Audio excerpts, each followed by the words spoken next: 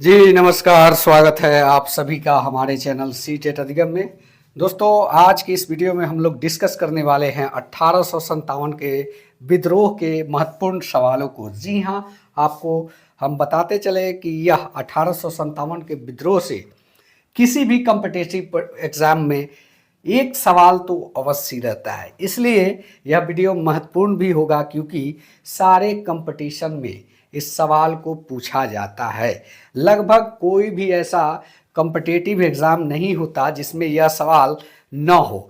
तो आज इस वीडियो के माध्यम से हम लोग कोशिश करेंगे कि 1857 के रिवोल्ट के सारे प्रश्नों को आज डिस्कस कर लिया जाए और उम्मीद है कि इस चैप्टर से अगर आपके कोई भी सवाल पूछे जाते हैं तो निश्चित रूप से आप उसका सही आंसर कर पाएंगे। तो इस वीडियो को पूरा देखिएगा, अंत तक देखिएगा और वीडियो अच्छा लगे चैनल को सब्सक्राइब कीजिएगा। चलिए जानते हैं। सबसे पहले अंग्रेजी भारतीय सेना में चर्बी वाले कारतूस से चलने वाली एनफील्ड राइफल कब शामिल की गई? जी हाँ, सेना में कब एनफील्ड राइफल को शामिल किया गया?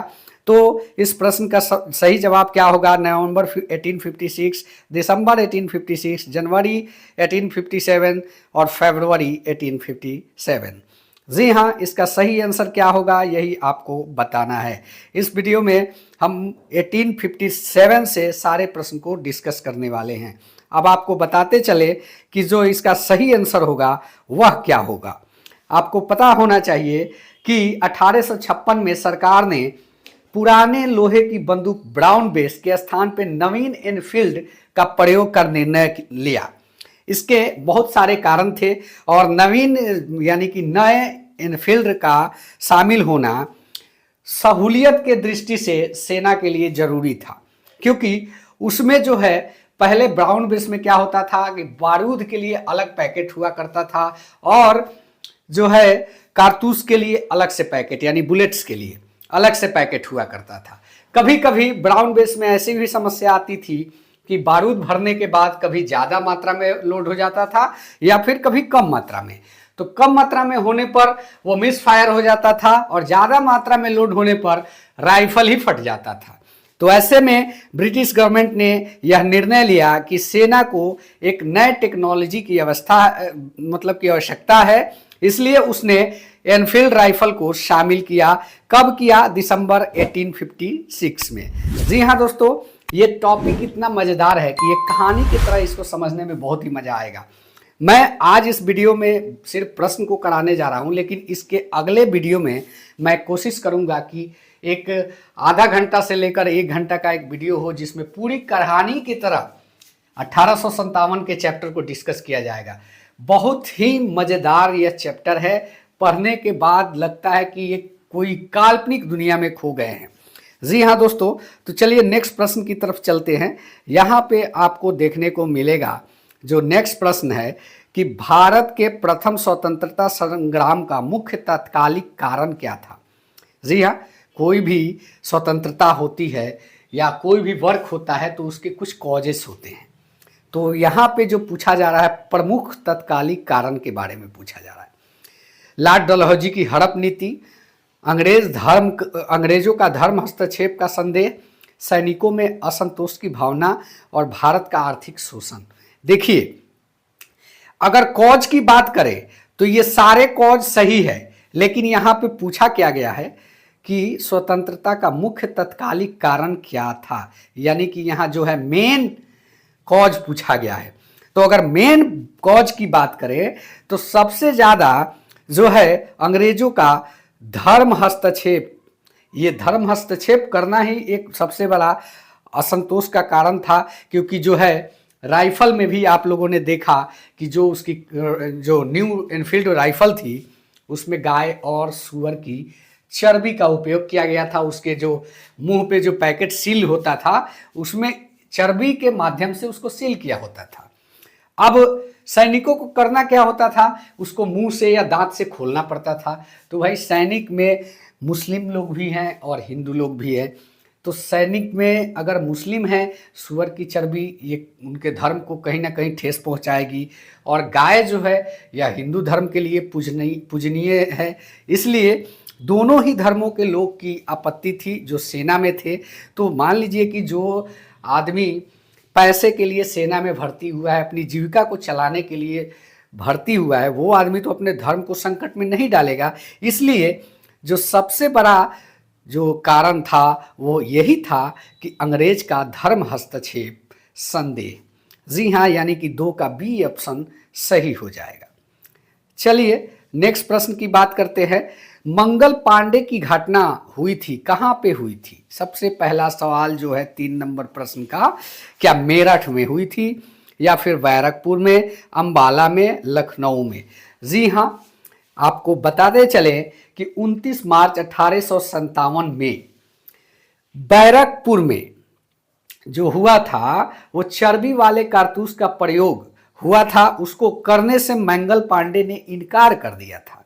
एक सैनिक मंगल पांडे ने अपने एजुकेटेड पर, यानी कि जो उनका सीनियर है, उसको जो है उन्होंने आक्रमण किया और उनकी हत्या कर दी थी। तो इसलिए जो मंगल पांडे की जो घटना घटित हुई थी वो बैरकपुर इन्फेंट्री में ही हुई थी। आगे हम ये भी आपको बताने वाले हैं कि वो कौन से इन्फेंट्री में थे। जी हाँ दोस्तों, तो चलिए आगे बढ़ते हैं इस वीडियो में और बात करते हैं नेक्स्ट प्रश्न की। मंगल पांडे कहाँ विप्लव से जुड़े हुए थे, कहाँ से क्रांतिकारी में जुड़े हुए थे? जी हाँ, क्या बैरकपुर, क्या मेरठ, क्या दिल्ली, क्या उपयुक्त में से कोई नहीं? जी हाँ, तो प्रश्न संख्या 4 का जो आंसर हो जाएगा वो हो जाएगा कि ये जो थे बैरकपुर इन्फेंट्री में जो थे वो आपका कार्यरत थे, सैनिक थे, क्योंकि एक्चुअल ये जहाँ के थे ये अवध के थे। तो ये बैरकपुर इन्फेंट्री में ड्यूटी कर रहे थे सेना के पोस्ट पर, तो यहीं पे वो जो है विप्लव से जुड़े भी। चलिए नेक्स्ट प्रश्न की बात करते हैं। मंगल पांडे सिपाही था कौन सी इन्फेंट्री का? देखिए ये प्रश्न आ ही गया। क्या 19वीं नेटिव इन्फेंट्री, 25वीं नेटिव इन्फेंट्री और 49वीं नेटिव इन्फेंट्री और 94वीं नेटिव इन्फेंट्री, ये कहाँ के सिपाही थे, कौन से इन्फेंट्री में ये थे? तो मंगल पांडे जिस इन्फेंट्री में थे ये कोई भी ऑप्शन में नहीं दिख रहा है। जी हाँ, यहाँ पे एक और चीज़ हम आपको बताते हैं कि यहाँ पे हमने 5वां ऑप्शन नहीं रखा है, इसलिए कि 5वां ऑप्शन तभी काम करता है जब आपको एग्जैक्ट आंसर पता हो। तो 4 ऑप्शन में एग्जैक्ट आंसर को अच्छे ढंग से समझा जा सकता है, मालूम किया जा सकता है, इसलिए हमने 5वां ऑप्शन रखा ही नहीं है। तो जहां से वो जुड़े हुए थे, किस इन्फेंट्री से थे, तो ये जो थे 34वीं इन्फेंट्री से थे। 34वीं इन्फेंट्री 6वीं कंपनी थी, 6 नंबर कंपनी में सैनिक थे यानी सिपाही थे। तो ये 34वीं इन्फेंट्री से जुड़े हुए थे जो ऑप्शन में आपको नहीं दिखेगा। चलिए प्रश्न संख्या 6 के बारे में जानते हैं। 1857 के विद्रोह के दौरान बहादुर शाह ने किसे साहबे आलम का खिताब दिया था? अज़ीमुल्लाह, बिरकिज कादिर, बख्त खान, हसन खान, इसमें से कौन थे? जी हाँ, ये प्रश्न संख्या 6 का सही आंसर आपको बताएं तो 1857 के विद्रोह के दौरान बहादुर शाह ने बख्त खान को साहिब खान आलम का खिताब दिया था। बख्त खान जो था पख्तून था, ईस्ट इंडिया कंपनी में वह सूबेदार भी था तथा कंपनी की ओर से उसने प्रथम अंग्रेज अफगान युद्ध जो हुआ था उसमें भाग भी लिया था। और बहादुर शाह ने अपने बड़े पुत्र मिर्जा मुगल यानी कि मिर्जा जहीरुद्दीन को मुख्य सेनापति भी घोषित किया था, किंतु वो असलियत जानता था कि आगे क्या होनी है, इसलिए जो है इसने साहबे आलम बहादुर का खिताब बख्त खान को दिया था और अपने जो है विद्रोह में वास्तविक नेतृत्व किसको किया? इसी को किया, अपने पुत्र को नहीं दिया। क्योंकि आखिर जब हम लोग कहानी के माध्यम से डिस्कस करेंगे तो हम जो बहादुर खान जो थे, ये क्या कहते हैं, बहादुर शाह के दोनों पुत्र को अंग्रेजों ने मार दिया था। लेकिन ये जब डिस्कस करेंगे पूरी चर्चा को 1857 की, तब उसमें हम इस चीज़ को बढ़िया से बता देंगे। अब बात करते हैं 1857 की क्रांति का मुख्य कारण क्या था। यहाँ पे भी मेन पॉइंट ही पूछ रहा है, मेन कॉज क्या थे? जन आक्रोश, सैनिक असंतोष, ईसाई मिशनरी का प्रबंध, ब्रिटिश साम्राज्य की नीति। जी हाँ, सही आंसर क्या होगा ये पूछ रहा है आपसे। तो प्रश्न संख्या 7 का जो सही आंसर हो जाएगा वो आपका हो जाएगा ब्रिटिश साम्राज्य की नीति। इसका मुख्य कारण था। हालांकि जो कॉजेस थे सभी थे, जन आक्रोश भी था, क्योंकि कहीं ना कहीं किसान भी शोषित हो रहे थे, जनता भी शोषित हो रही थी, सैनिक असंतोष के बारे में अभी आप लोगों ने जाना ही, ईसाई मिशनरी का प्रबंध भी आप लोग जानते ही हैं, क्योंकि उनका ये भी एक लक्ष्य था कि लोग को जो है धर्मांतरण कराया जाए। तो इसलिए कॉजेस सभी थे, लेकिन प्रमुख कॉज इसके पीछे की जो मंशा थी वो यही थी कि ब्रिटिश साम्राज्य की नीति को भारत में लाया जाए। चलिए नेक्स्ट प्रश्न पे चर्चा करते हैं। प्रश्न संख्या 8, इसमें 1857 की क्रांति का सर्वप्रथम कहां से प्रारंभ हुआ? जी हाँ, क्या लखनऊ, झांसी, मेरठ, कानपुर? जी हाँ, अगर इस प्रश्न के बारे में हम लोग बात करते हैं तो यहाँ पे आप देखेंगे कि सबसे पहले जो क्रांति का आगाज हुआ था वो मेरठ में ही हुआ था। जी हाँ, वो क्यों हुआ था? 1857 की क्रांति थी, 10 मई को मेरठ से प्रारंभ हुआ। यहाँ की तीसरी कैवेलरी जो थी रेजिमेंट के एक सैनिक चर्बी युक्त कारतूस को छूने से इनकार कर दिया था और उसने खुलेआम बगावत की थी, लेकिन हुआ क्या, उसको फांसी दे दी गई थी। और ये फांसी देने के बाद ही मंगल पांडे की घटना हुई थी। मंगल पांडे को फांसी देने के बाद ही घटना हुई कि लगातार जो है हम तो किसी को फांसी नहीं दे सकते, नहीं तो एक बहुत बड़ा विद्रोह हो जाएगा। तो कहीं ना कहीं इन सब चीजों को डिटेल में जाने, क्योंकि प्रश्न देखने के बाद लग रहा है कि कुछ ज्यादा बताना पड़े, और ज्यादा बताने के लिए क्या होगा कि वीडियो थोड़ा लंबा होते चला जाएगा। फिलहाल आप लोग यह जाने कि 1857 की क्रांति सर्वप्रथम जो प्रारंभ हुई वो मेरठ से प्रारंभ हुई। चलिए नेक्स्ट प्रश्न के बात करते हैं। 1857 का विद्रोह जो है स्वतंत्रता संग्राम से संबंधित पहली घटना थी। जो 1857 के विद्रोह हुआ स्वतंत्रता संग्राम की पहली घटना थी। कहाँ? सबसे पहली घटना कहाँ पे घटित हुई? कानपुर विद्रोह और नाना साहब का नेतृत्व संभालना, बेगम हजरत महल द्वारा अवध का नेतृत्व संभालना, सैनिकों का दिल्ली लाल किले पर पहुंचना, या झांसी की रानी का विद्रोह। सबसे पहली घटना जो थी वो ये थी कि सैनिकों ने जो है लाल किले पर पहुंचा, लाल किले पर कब्जा किया। यह 1857 की पहली घटना थी स्वतंत्रता संग्राम से संबंधित। वो क्यों? तो जो मेरठ से सिपाही चले वो दस्ता बनाकर मुगल सम्राट बहादुर शाह द्वितीय को वहां पे गद्दी पे बैठाने का काम किया। उनसे अपील किया सैनिकों ने कि आप जो है नेतृत्व को संभालिए और स्वीकार कीजिए। इस प्रकार सैनिकों का दिल्ली लाल किले पर पहुंचना ही सबसे पहली घटना थी। और ये नाना साहब की जहां तक बात करते हैं तो नाना साहब 5 जून 1857 के विद्रोह में जो है नेतृत्व संभाला था। और झांसी की रानी की बात करें तो झांसी की रानी जो है जून में ही विद्रोह का नेतृत्व किया था 1857 में। जी हाँ, अब नेक्स्ट की बात करते हैं प्रश्न की, तो आपको देखने मिलेगा कि 1857 के स्वाधीनता संग्राम का प्रतीक चिन्ह क्या था? क्या कमल रोटी, बाज, रुमाल, 2 तलवारें? तो देखिए इसका जो चिन्ह था वो क्या था? कमल रोटी था। 1857 का प्रतीक चिन्ह कमल रोटी था। आपको याद होना चाहिए कि हमारे पास टेक्नोलॉजी की कमी थी 1857 में, नहीं तो प्रतीक चिन्ह। अब यह सोचिए आप कि उस टाइम पीरियड पर, उससे कुछ ही पहले के टाइम पीरियड पर जो था राज हड़प नीति आई हुई थी जब, तो चाहे व्यक्तिगत नीति जो कहते हैं लॉर्ड डलहौजी के टाइम का, तो सूचना प्रसार भी उसी टाइम हो गया था अंग्रेजों की तरफ से। यानी कि डाक सेवा और रेल सेवा उनके द्वारा चालू कर दिया गया था, जो कि वो इस्तेमाल भी करते थे। और हमारे पास सूचना प्रसारण का सेवा क्या था? कमल और रोटी। तो कहीं ना कहीं वो जो थे कुछ चीज़ों में आगे थे, जिसके वजह से हम लोगों ने उस लड़ाई को पूरी तरीके से फेलियर भी नहीं कर सकते, बहुत सारी बातें हैं, लेकिन प्रश्नों में उस चीज़ को डिस्कस करने से वीडियो बड़ा हो जाएगा। तो हमारा जो संग्राम का प्रतीक चिन्ह था कमल रोटी था, लेकिन अंग्रेजों के पास प्रसार के लिए तो डाक सेवा, रेल सेवा, सूचना प्रसारण के बहुत बड़े सेवा थे। तो विद्रोह को पूरे भारत में एक बार फैलाना हमारे लिए एक दिन में फैलाना कठिन काम था, लेकिन अंग्रेजों को एक दिन में यूनाइट होना कठिन काम नहीं था। कहीं ना कहीं ये भी एक महत्वपूर्ण कारण रहा था। अब बात करते हैं 1857 के स्वतंत्रता संग्राम केंद्रों में से सबसे पहले अंग्रेजों ने किसे अधिकृत किया? क्या वो झांसी, मेरठ, दिल्ली, कानपुर? पहले किसको अधिकृत किया था भाई?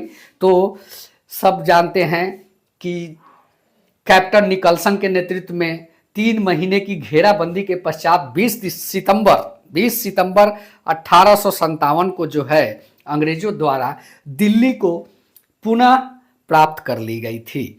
जी हाँ, तो इसलिए 11 का सही आंसर जो होगा आपका सी हो जाएगा।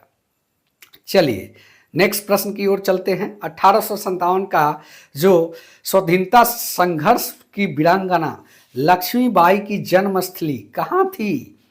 प्रश्न संख्या 12 का आंसर क्या वो आगरा, वाराणसी, झांसी, वृंदावन कौन सा था? तो इनका देखिए यहाँ पर थोड़ा मिसप्रिंट हुआ है। झांसी से तो आंदोलन का नेतृत्व की थी, यानी कि उनका ससुराल था। स्वाभाविक सी बात है कि उत्तर प्रदेश से वो थी और वाराणसी में उनका जो है जन्मस्थल रहा था। जी हाँ, तो प्रश्न संख्या 12 का दूसरे नंबर का ऑप्शन सही होगा, यानी कि वाराणसी इसका सही आंसर होगा। चलिए प्रश्न संख्या 13 के बारे में बात करते हैं। 1857 के विद्रोह बरेली का नेतृत्व या नेता कौन था? बरेली खान बहादुर, कुंवर सिंह, मौलाना अहमद खान और विरजिस कादिर। तो ये 13 नंबर प्रश्न के आंसर कौन होंगे? तो कुंवर सिंह जगदीशपुर के थे। और मौलवी अहमद शाह कहाँ के थे भाई? मौलवी अहमद शाह के बारे में आप लोग एक बार कमेंट करके बता सकते हैं। मौलवी अहमद शाह कहाँ से नेतृत्व कर रहे थे? तो यहाँ पे 13 नंबर प्रश्न का जो सही आंसर होगा खान बहादुर, यानी कि बरेली के विद्रोह का नेतृत्व करने वाले नेता जो थे खान बहादुर खान थे। चलिए नेक्स्ट प्रश्न में आगे बढ़ते हैं। प्रश्न संख्या 14, महारानी लक्ष्मीबाई की समाधि कहाँ है? मांडला, मांडू, जबलपुर, ग्वालियर। तो इस प्रश्न का सही आंसर हो जाएगा प्रश्न संख्या 14 का डी, क्योंकि ग्वालियर शहर में आप लोग अभी जो वहाँ पे अभी वर्तमान में उस जगह का नाम जो है लश्कर बोलते हैं। लश्कर में यह है क्योंकि यह बहुत ही बड़े एरिया में ग्वालियर का किला फैला हुआ है, जिसको तानसेन के किला के भी नाम से जानते हैं। उसी के ऊपर से यह छलांग लगाई थी, जहाँ उस जगह को लश्कर चौरस्ता कहते हैं। वहीं पे चौरस्ते के बगल में झांसी की रानी का जो है समाधि स्थल है। चलिए नेक्स्ट प्रश्न की ओर बात करते हैं। रानी लक्ष्मीबाई को अंतिम युद्ध का सामना करना पड़ा किससे? ह्यूरोज, गफ, नील, हैवलॉक कौन था? प्रश्न संख्या 15 का। तो ये जो थी रानी लक्ष्मीबाई, ये इनके जो लास्ट में ये जो सामना की हैं, ये ह्यूरोज का सामना की है। गफ, नील, हैवलॉक का नहीं, ह्यूरोज का सामना की है। और ह्यूरोज ने ही इनको मारा। और उसी का कहना था कि सामने जो ये महिला सोई हुई है, यह क्रांतिकारियों में मर्द थी। ह्यूरोज ही कहा था इस बात को कि भारतीय विद्रोहियों में जो सोई हुई औरत है वही एक अकेली मर्द थी। तो चलिए नेक्स्ट प्रश्न की ओर बढ़ते हैं और बात करते हैं नेक्स्ट प्रश्न के बारे में। 1857 का विद्रोह लखनऊ में किसने नेतृत्व किया? प्रश्न संख्या 16 के बारे में चर्चा करते हैं। तो लखनऊ में आप लोग जानते हैं कि बेगम ऑफ अवध, यानी कि बेगम हजरत महल के द्वारा यहाँ नेतृत्व किया गया था। तात्या टोपे जो थे ये गुरु नानक सिंह के साथ थे। और रानी लक्ष्मीबाई ग्वालियर से झांसी से थी। और नाना साहब के बारे में तो आप लोग जानते ही हैं। तो चलिए नेक्स्ट प्रश्न की ओर बढ़ते हैं। प्रश्न संख्या 17 के बारे में बात करते हैं। वह महिला जिसने अवध में 1857 की क्रांति का नेतृत्व किया था। अवध, क्या लक्ष्मीबाई, अहिल्याबाई, अरुणा आसिफ अली और बेगम हजरत महल? जी हाँ, आप लोग सभी जानते हैं कि लक्ष्मीबाई झांसी से, अहिल्याबाई का थोड़ा कन्फ्यूजन है। और Aruna Asaf Ali the old lady, grand lady कहा करते हैं। बेगम हजरत महल जो है वह अवध से क्रांति का नेतृत्व कर रही थी, यानी कि 17 का डी सही आंसर। प्रश्न संख्या 18 के बारे में बात करते हैं। लखनऊ में 1857 की स्वतंत्रता संग्राम का नेतृत्व किसने किया था? तो लखनऊ से 1857 का नेतृत्व सभी जानते हैं, अभी ही हम लोगों ने डिस्कस किया। 18 का सी आंसर होगा बेगम हजरत महल। चलिए नेक्स्ट की बात करते हैं। निम्न में से कौन इलाहाबाद में 1857 के स्वतंत्रता संग्राम का नेता था? तो प्रश्न संख्या जो 19 है, नाना साहब कानपुर, अजीमुल्ला तात्या टोपे नाना साहब के साथ थे। तो यहाँ पे सही आंसर जो होगा मौलवी लियाकत अली, यानी कि 19 का डी ऑप्शन सही हो जाएगा। बात करते हैं 20वें प्रश्न की। तो 1857 के संघर्ष में भाग लेने वाले सिपाहियों की सर्वाधिक संख्या कहाँ से थी? इसको आप अगर मैप पे समझेंगे तो मान लीजिए कि ये इंडिया है, यही कर्क रेखा, एक यहाँ पे जगह है उसका नाम याद नहीं आ रहा है, यहाँ पे इसका कुछ भाग इस आंदोलन का भाग था। बाकी क्षेत्र देखे तो दिल्ली, मेरठ, इलाहाबाद, कानपुर सब यहीं पे, और एक बैरकपुर यानी बंगाल। तो टोटली जो हुआ था ये अवध के क्षेत्र में सबसे ज़्यादा सक्रिय आंदोलन था यहाँ पे। और पूरे भारत की बात करी जाए तो उत्तर भारत में सबसे ज़्यादा यह सक्रिय आंदोलन था। तो इसलिए यहाँ पे पूछा गया है कि भाग लेने वाले सिपाहियों की संख्या कहाँ से है? क्या बंगाल से है, क्या अवध से है, क्या बिहार से है, क्या राजस्थान से है? सबसे ज़्यादा मेरठ, इलाहाबाद, कानपुर, झांसी, दिल्ली, ये सारे अवध के क्षेत्र थे, इसलिए सबसे ज़्यादा यही के सैनिक थे। तो उम्मीद करता हूँ कि यह वीडियो आप लोग को अच्छा लगा होगा। अगर अच्छा लगा है चैनल को सब्सक्राइब करें। धन्यवाद। जय हिंद, वंदे मातरम।